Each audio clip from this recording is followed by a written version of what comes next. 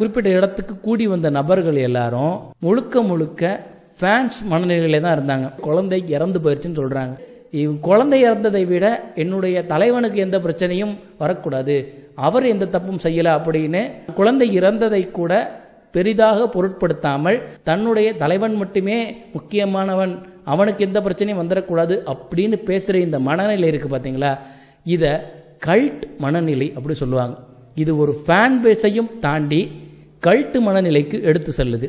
நான் ஏற்கனவே என்னுடைய சேனல்ல சைக்காலஜிக்கல் வார்ஃபேர் அப்படின்ற ஒரு சீரீஸை போட்டிருந்தேன். இந்த சீரீஸ்ல பல்வேறு கல்ட் குரூப்புகளை பத்தி நான் பேசியிருப்பேன். இந்த கல்ட் குரூப் எப்படி ஆக்ட் ஆவாங்க, அவங்க எப்படி பேசுவாங்க, அவங்க எப்படி நடந்துப்பாங்க, அவங்க என்னென்ன மாதிரியான மூளைச்சலவைகள் செய்யப்படுறாங்க, அவங்க எப்படி சமுதாயத்துக்கு ஆபத்தானவங்களா மாறுறாங்க அப்படின்றத டீட்டெயிலா ஹிஸ்டாரிக்கலா நடந்த நிகழ்வுகள் அடிப்படையில் அந்த சீரீஸை நான் போட்டிருப்பேன்.